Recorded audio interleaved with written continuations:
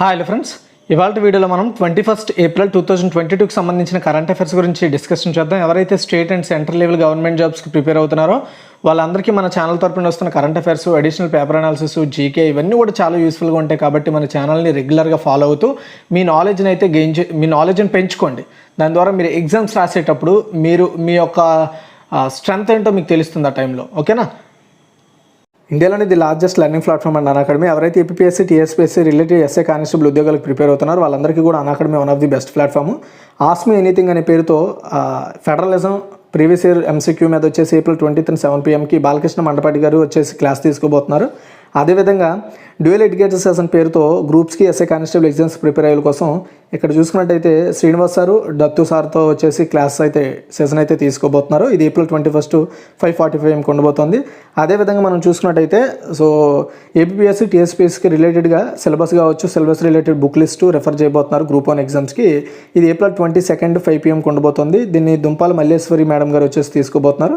అదేవిధంగా SI constable full length mock test అయితే conduct చేయబోతున్నారు. ఇందులో 150 ప్రశ్నలు, 150 నిమిషాలు ఉంటుంది. ఇది ఒక ఫ్రీ స్కాలర్షిప్ టెస్ట్ అనమాట. ఇందులో ర్యాంక్ 1 నుండి 4 వరకు ఎవరైతే ర్యాంక్ సంపాదిస్తారో వాళ్ళకి పర్సంటేజ్ వైడ్గా వచ్చేసి ప్లస్ సబ్స్క్రిప్షన్లో స్కాలర్షిప్ ఇస్తారు. ఈ టెస్ట్ 23rd 2 PM అయితే ఉండబోతుంది.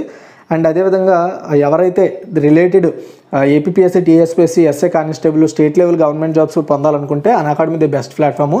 దీనికి సంబంధించిన లింక్స్ అనేవి నేను డిస్క్రిప్షన్లో ఇస్తాను, చేస్తారు. యాక్చువల్గా 1 month సబ్స్క్రిప్షన్ వచ్చేసి కరెంట్ ప్రైస్ 1700 రూపాయలు. ఇక్కడ మన కోడ్ ఉంటుందండి, మీకు కోడ్ ఇక్కడ డిస్ప్లే చేస్తాను, EDUTC10. ఈ కోడ్ వాడితే మీకు 1700 1530 రూపాయలకి రావడం జరుగుతుంది. అంటే 10% డిస్కౌంట్ ఇస్తారు. అలా మీకు ఎన్ని మంత్స్ తీసుకుంటే అన్ని మంత్స్కి ఈ పర్సంటేజ్ అప్లికేబుల్ అవుతుంది. దీనికి సంబంధించిన లింక్స్ అన్ని కూడా డిస్క్రిప్షన్లో ప్రొవైడ్ చేశాను. ఎవరికైనా ఇంట్రెస్ట్ ఉందనుకుంటే మాత్రం ఇప్పుడే లింక్స్ మీద క్లిక్ చేసి మన కోడ్ వాడండి, EDUTC10 అనే కోడ్ వాడితే మీకు 10% డిస్కౌంట్తో మీరు. మన ఫస్ట్ క్వశ్చన్ చూసుకుంటే, మురుగునీటి శుద్ధి కర్మాగారాల్లో ఉత్పత్తి అయ్యే బురదను శక్తిగా మార్చడానికి ఢిల్లీ జల్ బోర్డుతో ఏ సంస్థ భాగస్వామ్యం కుదుర్చుకుంది? ఆన్సర్ వచ్చేసి ఎన్టీపీసీ అండి. ఎన్టీపీసీకి సంబంధించిన ఏవైతే శుద్ధి కర్మాగారాలు ఉంటాయి కదా, మురుగునీటిని శుద్ధి చేసే కర్మాగారాలు ఉంటాయి కదా, వాటి నుండి ఉత్పత్తి అయ్యే ఏదైతే బురద ఉంటుందో ఆ బురదని ఎనర్జీగా కన్వర్ట్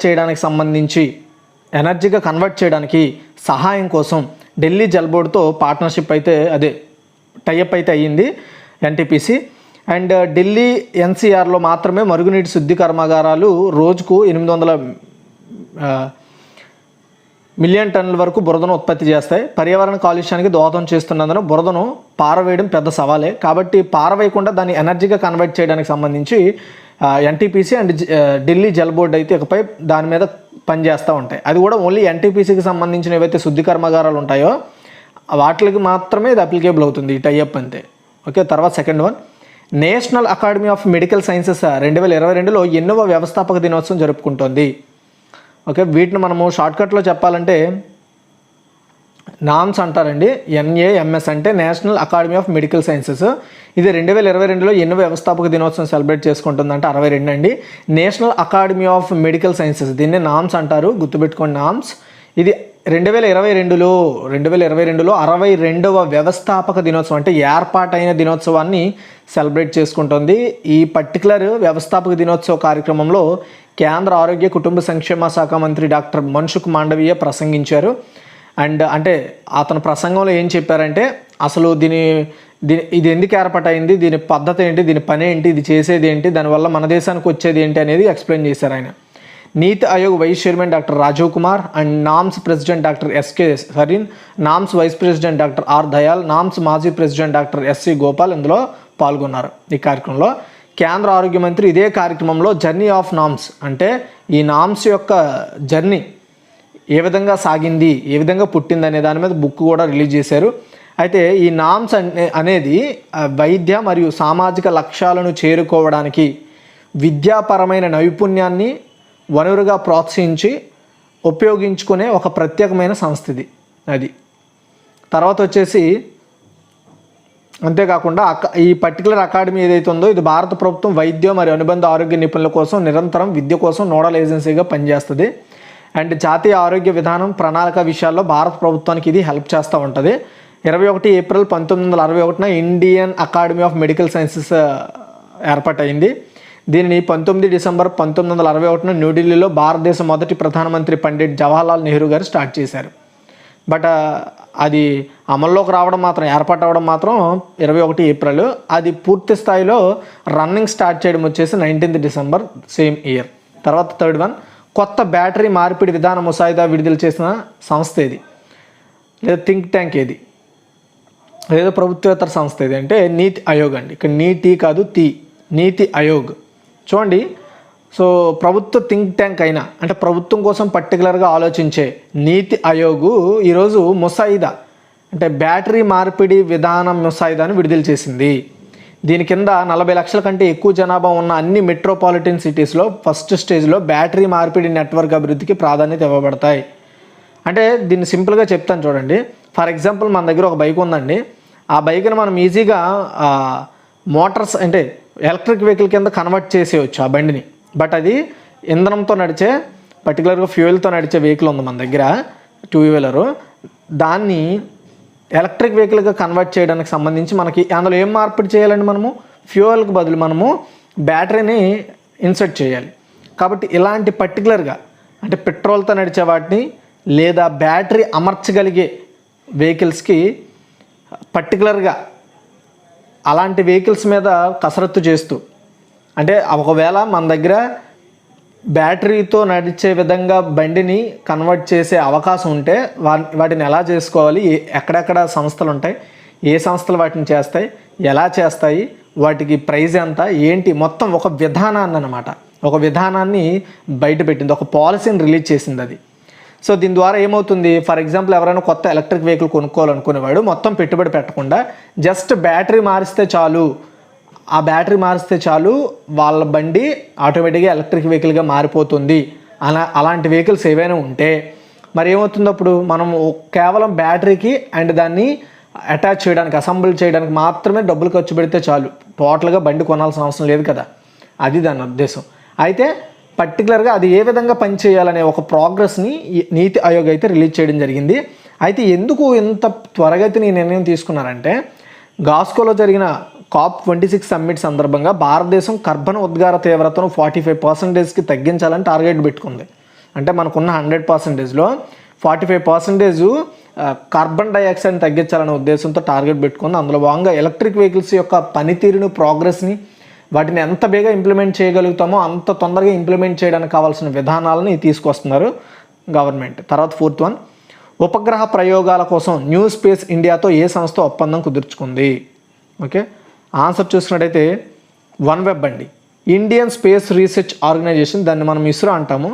ఈ ఇస్రో రాకెట్లను ఉపయోగించి తమ ఉపగ్రహాలను ప్రయోగించనున్నట్లుగా ఇండో యూకే అంటే ఇండియా యూకే కలిసి జాయింట్ వెంచర్గా ఏర్పాటు చేసుకున్న శాటిలైట్ కమ్యూనికేషన్ కంపెనీ OneWeb అయితే ఈ విషయాన్ని తెలిపింది. అంటే ఇస్రోకి సంబంధించిన రాకెట్లు వాడుకొని వీళ్ళ శాటిలైట్స్ని ఆ రాకెట్స్ ద్వారా నింగిలోకి పంపాలని వీళ్ళు చెప్తున్నారు. దీనికి సంబంధించి India, Bharatiya global and UK ప్రభుత్వం మధ్య జాయింట్ వెంచర్ అయిన OneWeb ఈ మేరకు ఇస్రో యొక్క వాణిజ్య విభాగం న్యూ స్పేస్ ఇండియా లిమిటెడ్తో ఒప్పందం కుదుర్చుకోవడం జరిగింది. OneWeb తన ఏదైతే శాటిలైట్స్ ఉంటాయో వాటికి సంబంధించిన టెస్ట్ ప్రోగ్రామ్ని పూర్తి చేసేలా ఈ ఒప్పందం అనేది ఉపయోగపడుతుంది. అండ్ న్యూ స్పేస్ ఇండియాతో మొదటి ప్రయోగం 2022లో శ్రీహరికోటలోని సతీష్ ధావన్ స్పేస్ సెంటర్ నుండి జరుగుతుంది. తర్వాత ఫిఫ్త్ వన్, ఢిల్లీ రాష్ట్ర నూతన ఎన్నికల కమిషనర్గా ఎవరు నియమితులయ్యారు? చాలా ఇంపార్టెంట్ క్వశ్చన్ అండి ఇది. ఆన్సర్ చూసుకున్నట్టయితే విజయ్ కుమార్ దేవ్. ఢిల్లీ రాష్ట్రానికి కొత్త ఎన్నికల కమిషనర్గా లెఫ్టినెంట్ గవర్నర్ అనిల్ బైజాల్, మాజీ చీఫ్ అంటే ఆ రాష్ట్రానికి ఢిల్లీ రాష్ట్రానికి మాజీ చీఫ్ సెక్రటరీ అయిన విజయ్ కుమార్ దేవ్తో ప్రమాణ స్వీకారం చేయించారు. ఎవరు చేయించారండి? ఢిల్లీ లెఫ్టినెంట్ గవర్నర్ అనిల్ బైజాల్ ఆయన విజయ్ కుమార్ దేవ్ని ప్రమాణ స్వీకారం చేయించారనమాట. ఎందుకంటే ఇది రాజ్యాంగబద్ధమైన పదవి కాబట్టి ఖచ్చితంగా గవర్నర్ చేతనే దీని యొక్క ప్రమాణ స్వీకారం జరగాల్సి ఉంటుంది. అండ్ విజయ్ కుమార్ దేవ్ బాధ్యతలు స్వీకరించిన తేదీ నుండి 6 సంవత్సరాల పాటు లేదా అతనికి 65 ఇయర్స్ వచ్చే వరకు ఆ పదవిలో ఉంటాడు. విజయ్ కుమార్ దేవ్ AGMUT అంటే A means Arunachal Pradesh, G means Goa and M means Mizoram, U means union territories. వీటికి ఈ క్యాడర్ నుండి ఎవరైతే IAS అధికారులు ఉంటారో వాళ్ళని AGMUT అంటారు. సో ఈ AGMUT 1987 బ్యాచ్ IAS ఆఫీసర్ అనమాట విజయ్ కుమార్ దేవ్. అండ్ SK శ్రీవాస్తో ఇంతకుముందు ఆ పదవిలో ఉండేవారు కమిషనర్గా, అంటే ఢిల్లీ ఎలక్షన్ కమిషనర్గా ఉండేవారు. అతను పదవి విరమణ కావడంతో ఆయన పదవిని ఇప్పుడు విజయ్ కుమార్ దేవ్ అయితే తీసుకున్నారు. తర్వాత 6th వన్, శిశు మరణాల సంఖ్యను తగ్గించడానికి ఏ విద్యా సంస్థ స్మార్ట్ ఏఆర్పి పేరుతో, గుర్తుపెట్టుకోండి, స్మార్ట్ ఏఆర్పి పేరుతో కొత్త పరికరాన్ని ఆవిష్కరించింది? చాలా ఇంపార్టెంట్. ఆన్సర్ వచ్చేసి ఐఐటి మద్రాస్ అండి. దీనికి సంబంధించి నేను చెప్పాను, ఐఐటి మద్రాస్ వచ్చేసి చిన్నపిల్లల మరణాలు తగ్గించడానికి తమిళనాడు జాతీయ హెల్త్ మిషన్తో కలిపి పని చేస్తోంది, దానికి భాగస్వామ్యం కుదుర్చుకున్నారని చెప్పాను నేను నిన్నటి కరెంట్ అఫైర్స్లో. అయితే ఈరోజు వచ్చిన న్యూస్ ఏంటంటే, అయితే ఐఐటి మద్రాసు పర్టికులర్గా ఇలాంటి మరణాలు తగ్గించడానికి స్మార్ట్ ఏఆర్పి అనే ఒక డివైస్ను కూడా తయారు చేసిందంట. ఓకే, అందుకని ఇక్కడ యాడ్ చేశాను. శిశు మరణాల సంఖ్యను, అంటే నవజాతి అంటే ఇటు పుట్టగానే చనిపోయే వాళ్ళు ఉంటారు కదా, అలాంటి మరణాలు తగ్గించడం కోసం అప్పుడే పుట్టిన శిశువులకు గ్రామీణ ప్రాంతాల్లో త్వరగతిన వైద్య చికిత్సలు అందించేందుకు ఐఐటి మద్రాస్ వినూత్న పరికరాన్ని తయారు చేసింది. దాని పేరు స్మార్ట్ ఏఆర్పి. పుట్టిన శిశువులు అత్యవసర సమయంలో ఏమేమి చేయాలనే దానిపై పూర్తిగా ఈ డివైస్ అయితే చెప్తుంది అనమాట. ఎవరికి చెప్తుంది? ఆరోగ్య కార్యకర్తలు ఉంటారు కదా. ఫర్ ఎగ్జాంపుల్ ఎక్కడో కొండలో ఉన్నారండి, వాళ్ళని వెంటనే హాస్పిటల్కి తీసుకురాలి, ఒకవేళ వాళ్ళకి డెలివరీ టైం వస్తే. మరి ఆ టైంలో ఏమవుతుంది? ఖచ్చితంగా అక్కడ ఆ ఏరియాలో ఖచ్చితంగా ఒక ఏఎన్ఎంఓ ఎవరొకరు ఉంటారు కదా, ఆరోగ్య హెల్త్ వర్కర్ ఎవరొకరు ఉంటారు కదా, వాళ్ళే స్వయంగా జాగ్రత్తగా ఆ బిడ్డ పుట్టిన వెంటనే ఏమేమి చేయాలనే విషయాల మీద పూర్తిగా ఆ డివైస్ వాళ్ళకి గైడెన్స్ ఇస్తుంది, అంతే, ఇంకేం లేదు. సో ఈ పర్టికులర్ డివైస్ అనేది IIT Madras experimental technology innovation సెంటర్తో కలిసి బెల్డెస్క్ సిఆర్ నిధులతో ఈ ప్రాజెక్ట్ కంప్లీట్ చేశారు. వర్చువల్ రియాలిటీ, గేమింగ్ టెక్నాలజీ, క్లౌడ్ని ఈ పరికరంలో వాడారు. తర్వాత 7th one అంటే ఆ పర్టికులర్ డివైస్ ఏం చెప్తుంది, ఆ పర్టికులర్ హెల్త్ వర్కర్కి ఏమేమి చేయాలనేది క్లారిటీగా చూపిస్తుంది. నెక్స్ట్ 7th one ప్రపంచ ఆరోగ్య సంస్థ డైరెక్టర్ జనరల్ టెడ్రోస్ అధోనామ్కు భారత ప్రధాని నరేంద్ర మోడీ పెట్టిన కొత్త పేరు ఏమిటి? WHO డైరెక్టర్ జనరల్ అయిన టెడ్రోస్ అధోనామ్కు భారత ప్రధాని నరేంద్ర మోదీ పెట్టిన పేరేమిటి? కొత్త పేరేమిటి అంటే తులసిబాయ్. చూడండి, 3 రోజుల గుజరాత్ పర్యటనలో భాగంగా చివరి రోజైన బుధవారం గాంధీనగర్లో గ్లోబల్ ఆయుష్ ఇన్వెస్ట్మెంట్ ఇన్నోవేషన్ సదస్సును మోదీ స్టార్ట్ చేసిన విషయం తెలుసు. దాంతోపాటుగా global Ayush investment and innovation కార్యక్రమాన్ని కూడా, ఆ కార్యక్రమానికి WHO అంటే world health organisation director general అయిన టెడ్రోస్ అధోనామ్ కూడా అటెండ్ అయ్యారండి. అది కూడా వర్చువల్గా కాదు, ఫిజికల్గానే అటెండ్ అయ్యారు ఆయన. అయితే ఈ కార్యక్రమంలో ప్రపంచ ఆరోగ్య సంస్థ డైరెక్టర్ జనరల్ టెడ్రోమ్ అధోనామ్ పేరును మార్చేశారు మోదీ గారు. ఆయన ఇక నుంచి తులసిబాయ్ అని పిలవాలని అండ్ నేను అదే విధంగా పిలుస్తానని ఆయన చెప్పడం జరిగింది. తర్వాత అతను కూడా, సో నాకు ఈ పేరు చాలా నచ్చింది, యాక్చువల్గా నాకు ఒక కొత్త పేరు పెట్టండి అని ఆయనే సూచించారంట గుజరాతీలో. ఓకే, తర్వాత 8th one సబర్మతి ఆశ్రమాన్ని సందర్శించిన బ్రిటన్ యొక్క మొదటి ప్రధానమంత్రి ఎవరు? ఆన్సర్ చూసుకున్నట్టయితే బోరిస్ జాన్సన్ అండి. ప్రెసిడెంట్ బోరిస్ జాన్సన్ గారు మన ఇండియాకి 2 రోజుల భారత పర్యటనకు రావడం జరిగింది. ఈరోజే వచ్చారు, 21st April 2020లో. ఆయన ప్రధాని అయిన తర్వాత మన ఇండియాకి రావడం ఇదే ఫస్ట్ టైం. యాక్చువల్గా చాలా 2 సార్లు అనుకున్నారు, 2 సార్లు వాయిదా పడింది బికాస్ కరోనా. అయితే ఆయన ఫస్ట్ డే సబర్మతి ఆశ్రమాన్ని అయితే విజిట్ చేయడం జరిగింది. అండ్ ఒక సబర్మతి ఆశ్రమాన్ని సందర్శించిన first United Kingdom prime minister ఈయనే. అండ్ మహాత్మా గాంధీ భారతదేశం అంతటా లేదా జైల్లో పర్యటించినప్పుడు సబర్మతి మరియు సేవాగ్రామ్లో నివసించిన అనేక నివాసాల్లో ఈ సబర్మతి ఆశ్రమం కూడా ఒకటనమాట. ఇది గుజరాత్లోని సబర్మతి నదిని ఒడ్డు ఉంది ఈ ఆశ్రమం, అందుకే దీనికి సబర్మతి ఆశ్రమం అని పేరు పెట్టారు. అయితే గుజరాత్ ముఖ్యమంత్రి భూపేంద్ర పటేల్ ఆ బోరిస్ జాన్సన్ గారికి ఆయనతో పాటు తిరుగుతూ ఆ ఆశ్రమంలో ఉండే వాటిని ఎక్స్ప్లెయిన్ చేశారు. అండ్ అదేవిధంగా మహాత్మా గాంధీ శిష్యురాలు మీరాబెన్ అంటే మెడలిన్ స్లేడ్ రాసిన ది స్పిరిట్స్ పిల్గ్రిమేజ్ పుస్తకాన్ని జాన్సన్కు ఇచ్చారు. అండ్ మహాత్మా గాంధీ రాసిన అండ్ ప్రచురింపబడిన పుస్తకం గైడ్ టు లండన్కు కూడా ఆయన ఆ పుస్తకాన్ని అయితే ఇచ్చారు. అండ్ టోనీ బ్లేర్ 1947 తర్వాత టోనీ బ్లేర్ అనే ఒక ప్రైమ్ మినిస్టర్, ఆయన బ్రిటన్ ప్రైమ్ మినిస్టర్ అప్పట్లో, 1947 తర్వాత గుజరాత్ను సందర్శించిన first British prime minister. And ప్రస్తుత భారత పర్యటనలో ప్రధాని నరేంద్ర మోదీతో ఆయన చర్చలు జరుపుతారు, గుర్తుపెట్టుకోండి. తర్వాత అండ్ కొత్త ఒప్పందాలు, కొత్త ఆలోచనలు అవి వస్తాయి, అవి నెక్స్ట్ డే కరెంట్ అఫైర్స్లో డిస్కషన్ చేద్దాం. తర్వాత 9th one 2022లో నేషనల్ ఇన్వెస్టిగేషన్ ఏజెన్సీ ఎన్నవ ఆవిర్భావ దినోత్సవాన్ని జరుపుకుంది? NIA అంటాం కదా, మనం మూవీస్లో వినే ఉంటాం. దీన్ని నేషనల్ ఇన్వెస్టిగేషన్ ఏజెన్సీ అంటాము. ఇది 2022లో ఎన్నవ ఆవిర్భావ దినోత్సవం సెలబ్రేట్ చేసుకుంది అంటే 13 అండి. April 21, 2022 గురువారం న్యూఢిల్లీలో జరిగిన నేషనల్ ఇన్వెస్టిగేషన్ ఏజెన్సీ NIA 13వ ఆవిర్భావ దినోత్సవం వేడుకలను కేంద్ర హోంమంత్రి అమిత్ షా గారు వాటికి హాజరయ్యారు. నేషనల్ ఇన్వెస్టిగేషన్ ఏజెన్సీ అనేది మన ఇండియాలో ప్రాథమిక counter terrorist task force. Okay, and home వ్యవహారాల మంత్రిత్వ శాఖ కింద ఇది పనిచేస్తుంది. అండ్ దీని ప్రకారం రాష్ట్రాల నుండి ప్రత్యేక అనుమతి లేకుండానే రాష్ట్రాల అంతటా కూడా ఉగ్రవాద సంబంధిత నేరాల దర్యాప్తును ఇది చేపట్టే అధికారం ఉంది దీనికి. అండ్ 31/12/2008లో NIA చట్టం రూపొందించబడింది. అండ్ నేషనల్ ఇన్వెస్టిగేషన్ ఏజెన్సీ ఏర్పాటైంది. అప్పుడు ప్రస్తుతం NIA భారతదేశంలో సెంట్రల్ టెర్రరిజం లా ఎన్ఫోర్స్మెంట్ ఏజెన్సీగా వర్క్ చేస్తోంది. తర్వాత 10, ఏ రాష్ట్ర ప్రభుత్వం క్రీడాకారుల కోసం 4 ఒలింపిక్ అకాడమీలు ఏర్పాటు చేయనుంది అంటే తమిళనాడు గవర్నమెంట్ అండి. చూడండి, తమిళనాడులోని అలంగనల్లూరులో 4 ఒలింపిక్ అకాడమీలు, at the same time jallikattu కోసం ఒక ప్రత్యేక స్టేడియంను ఏర్పాటు చేయడంతో పాటు తమిళనాడు స్టేట్ పీపుల్ ఎవరైతే ఉంటారో వాళ్ళకి క్రీడా శిక్షణను ప్రోత్సహించడానికి తమిళనాడు సీఎం స్టాలిన్ ఈ కొత్త ఆలోచనలు అయితే చేశారు. తమిళనాడు క్రీడాకారులకు ఒలింపిక్స్లో స్వర్ణం సాధించే అవకాశాలు కల్పించేందుకు ఈ నిర్ణయం తీసుకున్నారు. వీటి కోసం పర్టికులర్గా ఒలింపిక్ గోల్డ్ ఫెస్ట్ అనే పేరుతో 25 కోట్ల రూపాయలను కూడా రిలీజ్ చేశారు. ఇందులో 3 కోట్లతో అన్ని అసెంబ్లీ నియోజకవర్గాల్లో స్పోర్ట్స్ ప్రాక్టీస్ సౌకర్యాలు కూడా ఏర్పాటు చేస్తారు. దీని ద్వారా గ్రామీణాల్లో, పట్టణాల్లో, ప్రాంతాల్లో ఎవరైతే నిరుపేద విద్యార్థులు ఉంటారో వాళ్ళకి స్పోర్ట్స్కి ట్రైనింగ్ అయితే ఇస్తారు వీటి ద్వారా. తర్వాత 11, ప్రధానమంత్రి నేషనల్ అప్రెంటిస్షిప్ మేళను ఎవరు ప్రారంభించారు అంటే శ్రీ ధర్మేంద్ర ప్రధాన్ అండి. ఓకే, చూడండి, శ్రీ ధర్మేంద్ర ప్రధాన్ అండి. ఈయన విద్యా నైపుణ్య అభివృద్ధి శాఖ మంత్రి అయిన ఈరోజు అంటే 21 ఏప్రిల్ 2022లో ఆయన 700 కంటే ఎక్కువ ప్రదేశాలలో ప్రధానమంత్రి నేషనల్ అప్రెంటిస్షిప్ మేళను ఆయన స్టార్ట్ చేశారు. జాతీయ మిషన్లను నడపడం కోసం అప్రెంటిస్షిప్ భాగస్వామ్య ఉద్యమంగా మార్చాలని పిలుపునివ్వడం జరిగిందనమాట. అంటే ఎవరైతే ఫర్ ఎగ్జాంపుల్ నార్మల్ కంపెనీస్ ఉంటాయి, ఆ నార్మల్ కంపెనీస్లో ఫిక్స్డ్ టర్మ్ వరకు ఒక ట్రైనింగ్ పీరియడ్ని నిర్వహిస్తాయి అన్నమాట కంపెనీలు, వాటినే మనం అప్రెంటిస్షిప్ అంటాము.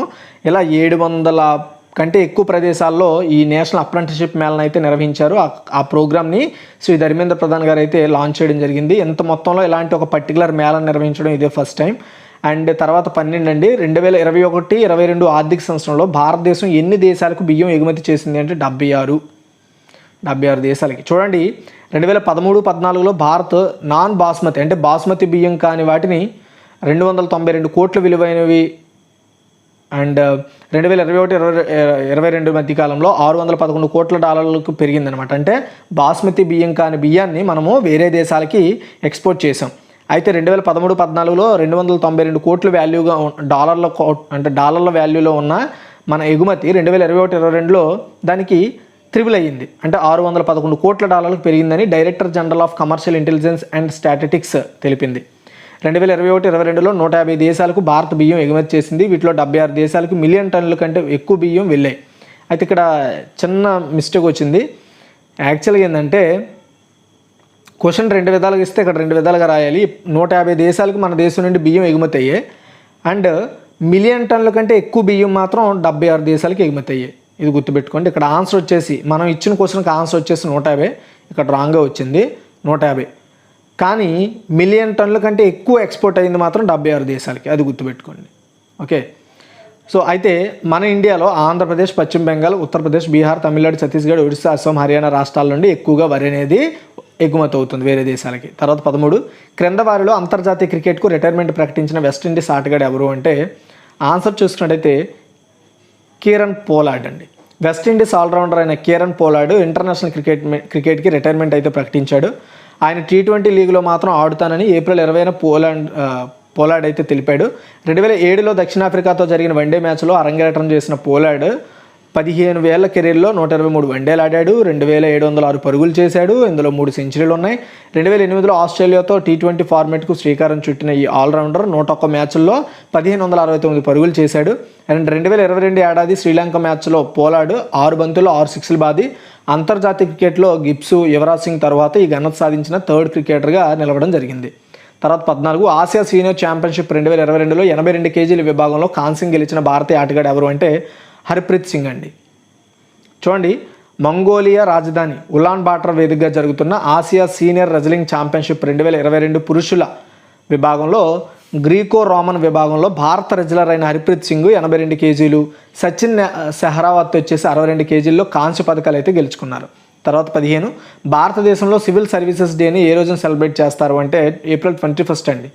సివిల్ సర్వీసెస్ అధికారులు ప్రజలకు మెరుగైన సేవలు అందించాలని, దాని ద్వారా ప్రజలు వారి ప్రాథమిక హక్కులను పొందేలా చూడాలన్న ఉద్దేశంతో సివిల్ సర్వీసెస్ డే అనేది ఎవ్రీ ఇయర్ మన ఇండియా వ్యాప్తంగా సెలబ్రేట్ చేస్తాము. అండ్ 2006 నుంచి ఈ డేని సెలబ్రేట్ చేయడం స్టార్ట్ అయింది. అయితే ఈ డేని సెలబ్రేట్ చేయడానికి మెయిన్ కారణము భారతదేశపు మొదటి హోంమంత్రి సర్దార్ వల్లభాయ్ పటేల్ ఢిల్లీలో మెటా కాల్ఫ్ హౌస్లో స్వతంత్ర భారతదేశంలో మొదటి బ్యాచ్ సివిల్ సర్వెంట్లను ఉద్దేశించి 21 ఏప్రిల్ 1947 మాట్లాడారు. ఆయన పటేల్ ప్రసంగించిన ఈ రోజును జ్ఞాపకంగా పెట్టుకోవాలనే ఉద్దేశంతో ఏప్రిల్ 21వ తేదీ నుండి ఎవ్రీ ఇయర్ కూడా సివిల్ సర్వీస్ డే అనేది సెలబ్రేట్ చేసుకుంటూ వస్తున్నాం 2006 నుండి. తర్వాత 16 ప్రపంచ సృజనాత్మకత మరియు ఆవిష్కరణ దినోత్సవాన్ని ఏటా ఏ రోజున జరుపుకుంటారు. యాక్చువల్గా దీన్ని ఇంగ్లీష్లో చెప్పాలంటే క్రియేటివిటీ అండ్ ఇన్నోవేషన్ డే అనమాట. ఆన్సర్ వచ్చేసి ఏప్రిల్ 21 అండి. చూడండి, ప్రపంచ సృజనాత్మకత అండ్ ఆవిష్కరణ దినోత్సవాన్ని ఏప్రిల్ 21 ఎవ్రీ ఇయర్ సెలబ్రేట్ చేస్తాము. మనిషి అభివృద్ధికి సంబంధించి ప్రతి అంశంలో ఆవిష్కరణ సృజనాత్మకతని పోషించే ముఖ్యమైన పాత్ర గురించి ప్రోత్సాహం గురించి తెలియజేయడమే ఈరోజు ఉద్దేశం. ఐక్యరాజ్య సమితి జనరల్ అసెంబ్లీ ఈ డేని జరుపుకోవాలని తీర్మానాన్ని ఆమోదించింది. ప్రపంచ సృజనాత్మకత మరియు ఆవిష్కరణ దినోత్సవాన్ని కెనడియన్ ఉమెన్ అయిన మార్సీ సెగల్ గారు స్థాపించారు. ఓకే, ఇది గైస్ ఈరోజు ఒక టోటల్ కరెంట్ అఫైర్స్. మీకు ఈ వీడియో నచ్చితే లైక్ చేసి షేర్ చేసి మరిన్ని అప్డేట్స్ కోసం మన ఛానల్ని రెగ్యులర్గా ఫాలో అవుతుండండి. Thanks for watching guys.